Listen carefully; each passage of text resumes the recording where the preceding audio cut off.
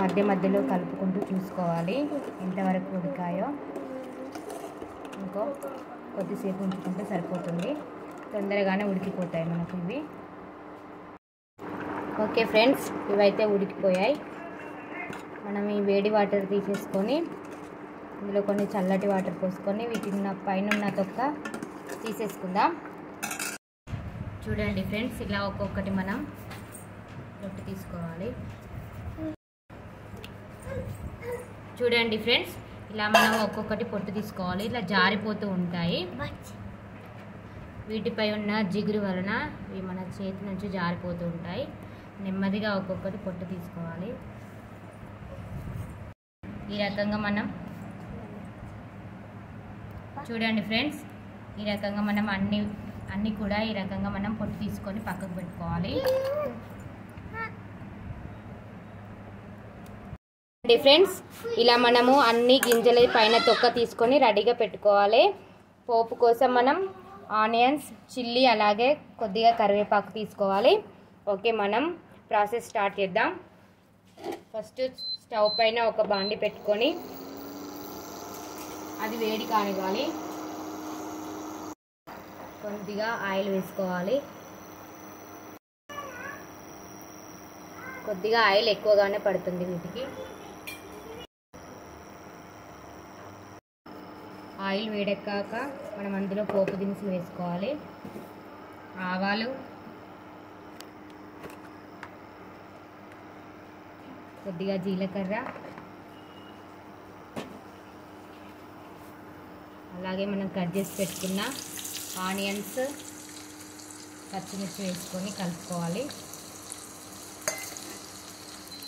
Onions కొద్దిగా brown colour వచ్చేంత వరకు ఫ్రై చేసుకోవాలి.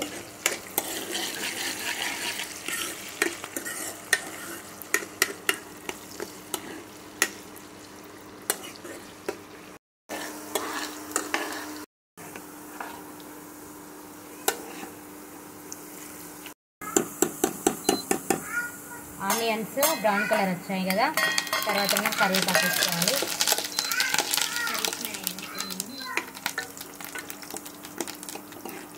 కరివేపాకు వేసుకున్న తర్వాత కలుపుకోవాలి. కొద్దిగా పసుపు వేసుకోవాలి.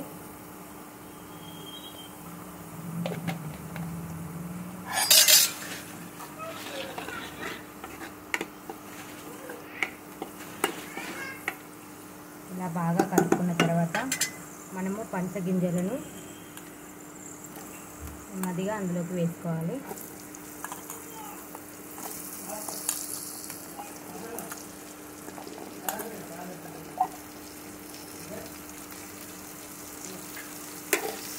వేసుకున్న తర్వాత మంచిగా నూనెలో కలిసేలాగా కలుపుకోవాలి.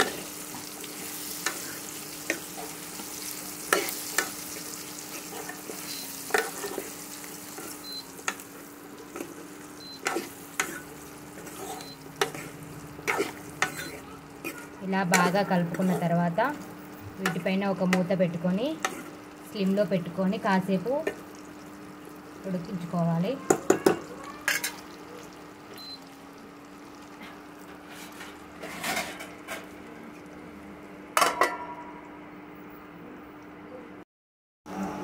ఓకే ఫ్రెండ్స్, చూద్దాం ఎంతవరకు వచ్చిందో మన కర్రీ.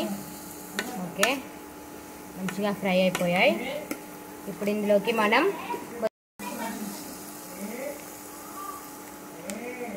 ఓకే ఫ్రెండ్స్, ఇందులోకి మనం కొద్దిగా కారం,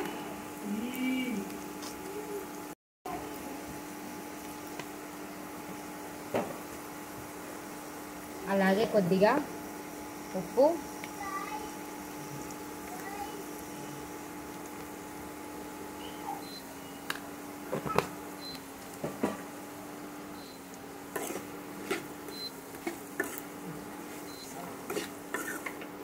కారం, ఉప్పు మంచిగా పట్టేంత వరకు కలుపుకోవాలి.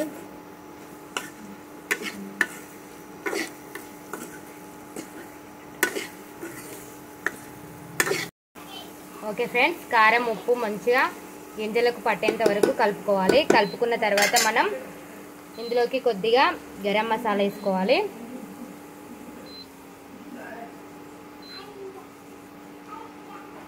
గరం మసాలా వేసుకున్న తర్వాత మళ్ళీ ఒకసారి మనం కలుపుకొని ఒక 5 మినిట్స్ అలా మూత పెట్టి స్లిమ్లో పెట్టి ఉంచుకుంటే మన పనస గింజల కర్రీ రెడీ.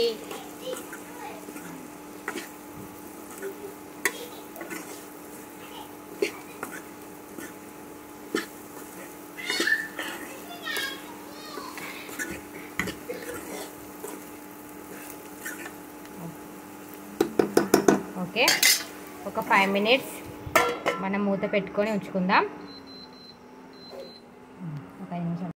ఓకే ఫ్రెండ్స్, మన కర్రీ రెడీ అయిందో చూద్దాం. Okay, ready.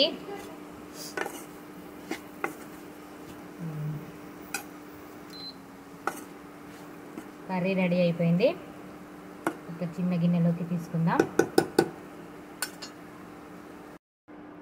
ఓకే ఫ్రెండ్స్, ఎంతో రుచిగా ఉండే మన పనస గింజల కూర రెడీ. ఇది స్నాక్స్ లాగా తినచ్చు, రైస్లో కూడా బాగుంటుంది. ఓకే ఫ్రెండ్స్, ఈ వీడియో కనుక మీకు నచ్చినట్లయితే మా ఛానల్ని సబ్స్క్రైబ్ చేసుకోండి. బాయ్.